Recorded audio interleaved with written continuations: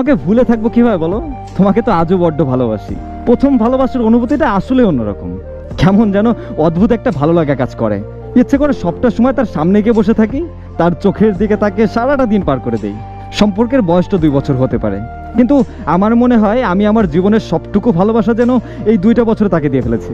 সম্পর্কের প্রথম দিকে আমি ততটা সিরিয়াস ছিলাম না। আসলে আমি ওইভাবে বুঝতামও না ভালোবাসা কি, কেমন হয় এর অনুভূতি।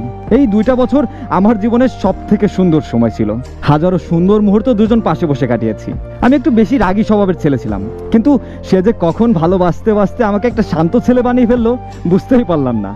আড্ডা, ঘোরাঘুরি এসবই ছিল আমার লাইফের সব কিছু। কিন্তু কখন যে এসব কিছু পরিবর্তন হয়ে আমার পুরো দুনিয়াটাই সেই মানুষটা হয়ে গেল আমি না আসলে বুঝতেই পারি নাই। আমাকে সবসময় একটা কথা বলতো, জানো কেউই না সারা জীবন পাশে থাকে না। আর আমি বলতাম থাকার ইচ্ছা থাকলে মানুষ ঠিকই থাকে। খুব ভোরে যখন রাস্তা দিয়ে হাঁটতেছিলাম দুজন, তখন ও আমাকে একটা কথা বলছিল, আমি যদি কখনো হারিয়ে যাই কি করব তখন। আমি আসলে তখন কোনো উত্তরই দিতে পারি নাই। চোখ দিয়ে অজস্রে পানি পড়তেছে, আর ও তখন বললো, আরে বোকা, ভয় নাই, হারিয়ে যাব না কখনো। রাত জেগে রাতের পর রাত ফোনে কথা বলা, সম্পর্কের এই দিনগুলাই সারা জীবন মনে থাকে। কত স্বপ্ন দুজনের, কতই না পাগলাম, তাই না?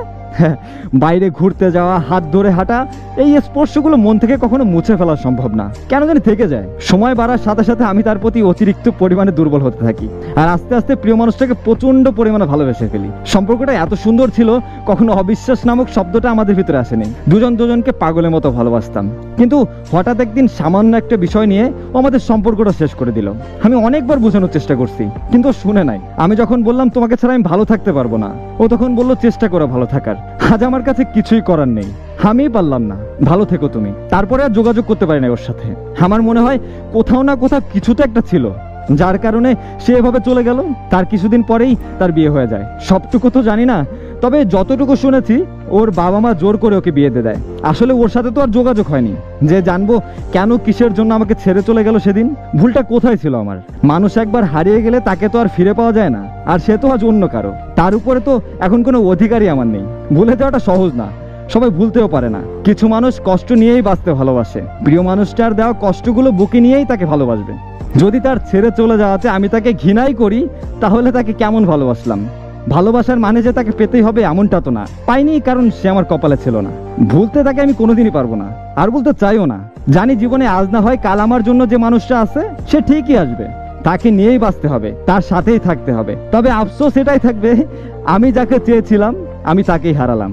দোয়া করি তোমার জন্য, যেখানে থাকো ভালো থাকো। প্রথম ভালোবাসা আর যাই হোক, কপালে না থাকলেও মনে সারা জীবন থেকে যায়। আমি তো নিজেও বলি যে ভুলে থাকতে শেখো, কিন্তু তবে এটাও জানি বলাটা যত সহজ, করাটা ততটা সহজ না। তবে নিজেকে তিলে তিলে শেষ না করে একটু গুছিয়ে নিলে কি ক্ষতি হবে?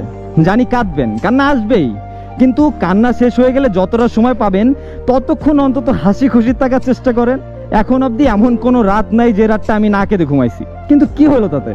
ফিরে তো পাইলাম না। আমি চিৎকার করে কাঁদতে পারি না, নিজের মুখে বালি চেপে ধরে কান্না করি যাতে কেউ বুঝতে না পারে। আবার যখন সকাল হয় তখন আলহামদুলিল্লাহ বলে নতুন করে বাঁচার চেষ্টা করি।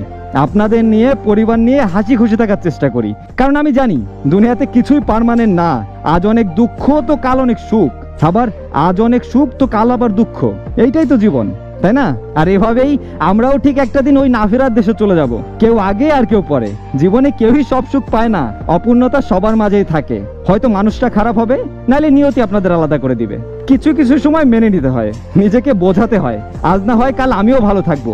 একটু অপেক্ষা করে দেখি কি হয়। প্রত্যেকটা মানুষের জীবনে কিছু না কিছু হারানোর গল্প তো আছেই। এই হারানোর গল্প নিয়েই তো জীবন। স্মৃতি মনে রাখুন, সমস্যা নাই, কিন্তু স্মৃতি মনে রেখে নিজেকে ধ্বংস করে ফেলবেন না। খুব কান্না করতে ইচ্ছা করতেছে, একটু মন ভরে কেঁদে নেন, তারপর সুন্দর একটা হাসি দিয়ে নিজেকেই বলুন, আরে ব্যাপার না, জীবন সুন্দর। যদি তাকে নাই পাইতাম তাহলে হারাইতাম কিভাবে? সুখ তো পাইছি একটা সময়, তাই না? সেটাকে যেমন গ্রহণ করেছিলাম, আজ কষ্টটাকেও মেনে নিয়ে বাঁচতে শিখি। আবারও একদিন সব হবে, সব অপূর্ণতা ঘুচে যাবে, মনে দাগ থাকবে কিন্তু ব্যথা কম হবে। নিজের লেখা গল্পের সমাপ্তিটা নিজের ইচ্ছা মতো দেওয়া যায়, কিন্তু জীবন তো আর গল্পের মতো না, তাই না? হাসি খুশি বাঁচো, ভালো থাকার চেষ্টা করো, ভালো কাজ করো।